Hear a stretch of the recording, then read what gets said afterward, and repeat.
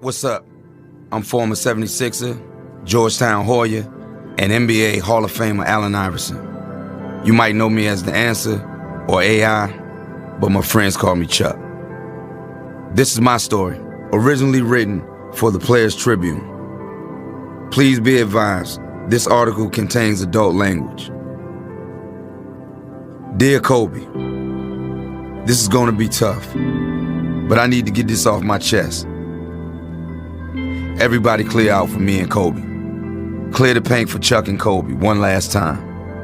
Kobe Bean Bryant, my guy. The first time I saw you playing against Black Jesus, you were 18 years old. I knew you were a killer. That's when I realized you were going to be a legend in this game. You were going hard at Michael Jordan that night. No fear whatsoever. I mean, I knew from passing you in traffic over the years that you were a dog. But when I saw you going at Black Jesus like that, that's when I knew you were a kindred spirit. We might have grown up in different circumstances, but when I saw you on the court and how hard you were going, I knew we were raised with the same mentality. I wasn't tall, but in my mind, I was gonna be a giant out there every single night. You were 6'6" and could score in your sleep. But that wasn't even enough. You was trying to be the best that ever did it. Everybody say they want to be that, but not everybody is willing to sacrifice what it really takes to do it. Remember when I came to LA the first time our rookie year? You picked me up at the hotel and we went out to get something to eat. And you asked me what I was doing later. I said I was going to the club. I mean, we're in LA. I'm going to the club. Kobe, come on, man. And what you say? I'm going back to the gym. You probably the only dude in the history of the game where the mystique wasn't exaggerated. The Mamba was no myth, man. It didn't even do you justice. 1, 2, 3 in the morning, we knew where you were. Me and you, every single time we stepped on the floor, we were going to war. But it wasn't an animosity thing. There was never beef. It was like heavyweight fighters beating the hell out of each other. And then at the bell, it's nothing but love and respect. Greatness needs company, and we needed each other. Mike needed Prince, like Prince needed Mike. Tyson needed Holyfield, like Holyfield needed Tyson. Everybody needs that person to say, oh, you the shit, huh? Well, I'm the shit too. And you were the shit. You were the toughest man that I ever seen in this game. The most cold-blooded serial killer I've ever seen. The fiercest competitor I've ever seen. I remember hearing the story that you were on the road and you were watching highlights of me dropping 35 on the Knicks at the Garden our rookie year. And you got so mad you smashed up the hotel and started researching me like you were the CIA. Get me to file on AI. I bet it was like that. Studying how great white sharks hunt down seals in the Pacific Ocean and whatnot. What I love about that story is the truth. That was just our relationship. Two dudes pushing each other to greatness. The next time you came through Philly, you were all up in my shit. There was no half-stepping. Every first step, I had to go 100. You were 6'6", and it was like you wanted to guard me. You wanted the challenge. You wanted to show me that you were the baddest motherfucker to ever play the game. And I ain't want no part of Kobe on the other end. Man, hell no. I ain't stopping you.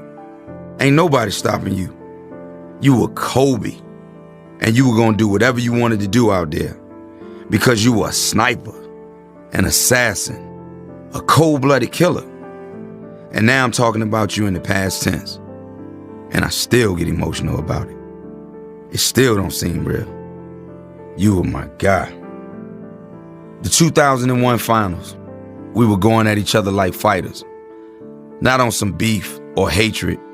That's what some people could never understand. Not out of hate, out of admiration, out of love. I can't tell you how many pictures I've seen of me and you at the free throw line, talking shit and just smiling. Man, who the hell loses the NBA scoring title averaging 33 a game? How the hell you up me averaging 35 like that, man? Why you had to do that to me? You had to do it because you. Because you Kobe Bean Bryant. Because you're a straight up giant. You probably watch me doing my thing on SportsCenter every night, like 41, huh? Let me get 43. See how you like that, Chuck. I was always confident. I knew what I could do. I was a scorer. I was a winner.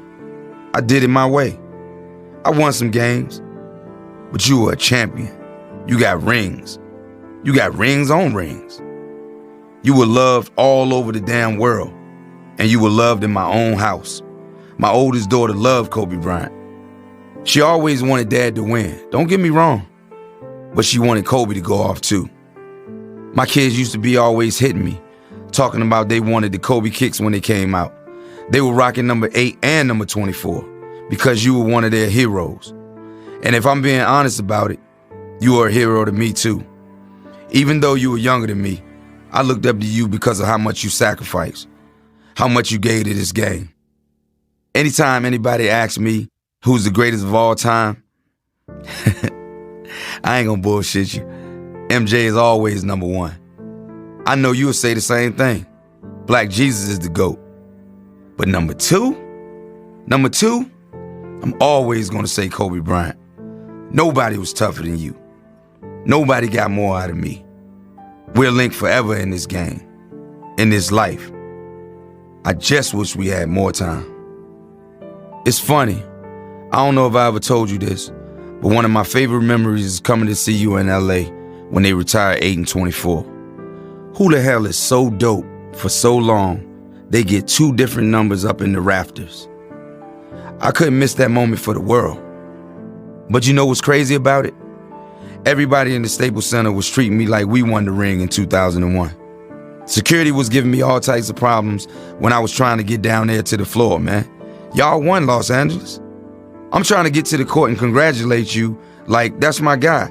And security is looking at me like I'm crazy. Y'all won. Y'all got all the rings. Man, I finally got onto the floor and I gave you a hug and you were holding your baby girl in your arms. That was a moment I'll never forget. I was just so happy to be there. I was happy to be a part of the legacy that is Kobe Bean Bryant.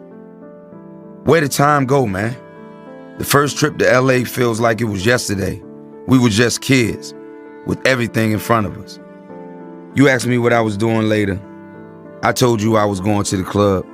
You told me you were going back to the gym. I'll never forget that. You're not here on this earth anymore, but you're not going either. You just say the name Kobe Bryant, and all the memories come back in a split second. I can see you pointing your finger up in the air, walking off the court after you dropped 81 on Toronto. I can see you jumping in the air just like Mike after you won the title.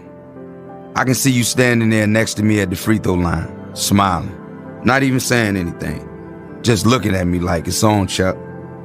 Those memories ain't going nowhere. And yeah, we're gonna cry. We're still gonna cry sometimes when we remember that you really gone. But we're gonna smile like a motherfucker every time we think of the memories. I don't really know how I'm supposed to close out a letter like this. I don't really know how to say goodbye to an NBA legend, a father, a husband, a friend. I don't really have the words. All I know is, love you, bruh. Sincerely, Chuck.